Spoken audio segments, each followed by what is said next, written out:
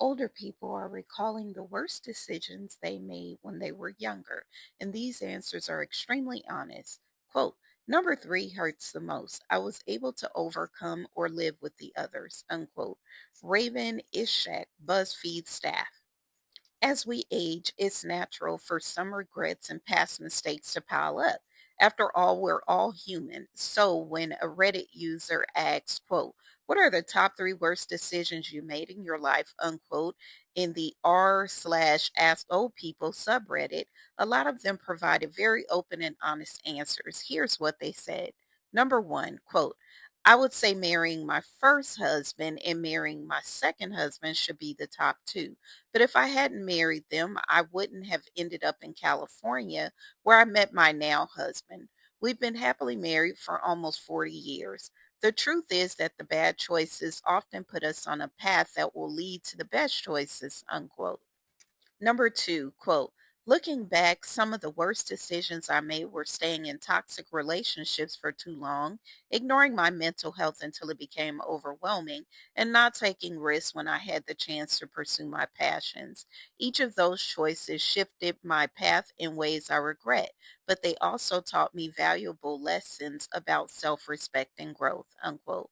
Number three, quote, not leaving an emotionally abusive partner before we had children, not having at least one more child. I wanted three or four, but only had two.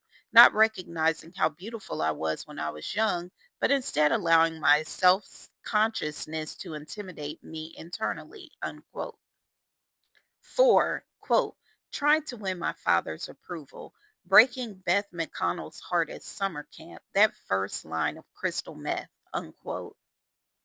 Quote, can we find Beth McConnell somewhere? Let's have a reconciliation, unquote. Quote, there's nothing I'd like more than to apologize to her for being so cruel. I was just a kid, though. This was around 1977 or 1978. And the thing that's incredibly stupid is that I really liked her. I found some old letters from my fellow campers in which scolded me for ruining the poor girl's entire summer. All these years later, I still can't forgive myself. I've Googled her name a few times over the years, but never found her, unquote. Five, quote, quit my job, bought a van, drove around the US and spent all my retirement money, 33,000. I did the math. It would be about 450,000 by now. Got married in Vegas to a guy I'd known for about 2 months, divorced 2 years later. Sold my first condo, bought for 80,000, would be worth 400,000 now, and paid off. Quote, bonus, I quit my government job to go back to school for a new career, which I quit after 4 years. I'd have a 20-year pension by now or a ton in the bank had I stuck it out either place, unquote. Six, quote, taking drugs in my early teenage years, not making an effort in school, having a relationship with a person who was an alcoholic for several years, who I knew from the beginning was bad news. Everything eventually all worked out, but I sure went through some hellish years, unquote. Seven, quote, I went to live in Europe for almost 2 years instead of going to university. I was short on one credit and would have had to make that up first. When I returned to my parents' semi rural home, my friends had all moved on. I couldn't get a job. My European experience counted for nothing, unquote. Quote, I was hired by a huge national company that would have allowed me a lot of upward promotions and a great pension.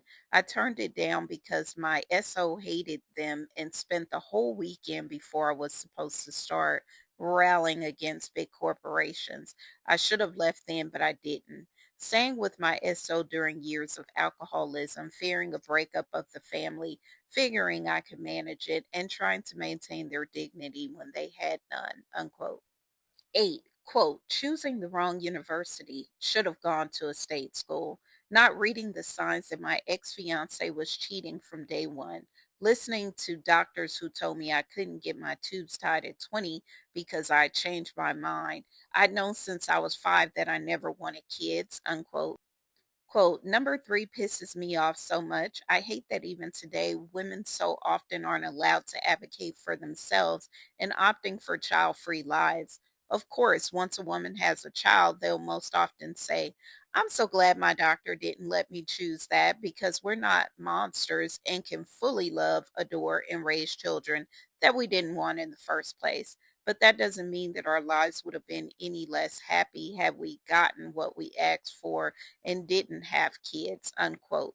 9, quote, listening to dentists who wanted to save the tooth, spent far too much money, and wrecked my health with cracked, infected teeth that just ended up being poor regardless of what measures they tried, unquote. Quote, needed to put my children's well being above being a dutiful daughter. My narcissistic parents weren't any better at being responsible grandparents. Letting anxiety take over, needed to just chill out and not make an already difficult situation worse. Unquote. 10.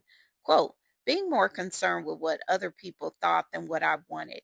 Not questioning being diagnosed with anxiety and heavily medicated for years. I didn't get my actual diagnosis until my 50s, my first marriage. At least I ended it quickly, unquote. 11, quote, nothing really ended up for the worst, but the worst decision I've made. Number one, I stopped caring about school in high school. I was on the Stanford MIT track, ended up with a great career anyway, but I was just planning for more, that's all. Due to circumstances, I ended up putting myself through community college while working full time and then finishing out at a great state school after I already had what is still my career decades later. Number two, giving up my dream job in a dream city because I'd have to live an hour away from my boyfriend, and I knew that would end the relationship. In retrospect, if an hour's commute was a deal breaker, the relationship sucked. Number three, Rob and everything about him. 12, number one, quit a community college job to raise my first child. Wish I had continued and taken advantage of the tuition discount to get my medical degree. 2, believing I was fat and ugly at 18. I was a size 8, went to the gym regularly, and had a head of beautiful long curls, but I wasn't the skinny blonde next door model. 3, I allowed my family to borrow funds that were not returned. I should have at least invested it in the bank CDs, unquote. 13, quote, not learning about managing money at an early age, not getting a second opinion about my medical diagnosis, assuming people have the best intentions and common sense, unquote. Number 14, in November 1989, I was with the West German Press Corps in Warsaw, and they all tore off to Berlin and said the Berlin Wall was going to fall. I laughed and stayed put. A few hours later, I watched it all on TV in a shitty Warsaw bar and drank half a bottle of vodka while crying and laughing at the same time. Needless to say, my U.S. newspaper fired me, unquote. Quote, buying an apartment in Berlin in 1990. Sure that the price would skyrocket. It didn't. Left Germany for Austria in 1996, put the apartment on the market, and it sat empty with no callers for 2 years. Sold it at 30% less than what I paid for it in 1999. Today, it's worth 4 times what I paid. Way back in 1968, when I was 18, I started university in the US and was told by my English professor I should be a writer. My family told me that it was stupid and that I should go into advertising, which I did for 18 years and hated it. Finally, I started writing what I wanted to at 36. Bernard Malamud wrote in The Natural, each of us has two lives. There's the life we learn with and the life we live with after that, unquote. 15, quote, number one, taking loans out of my 401k.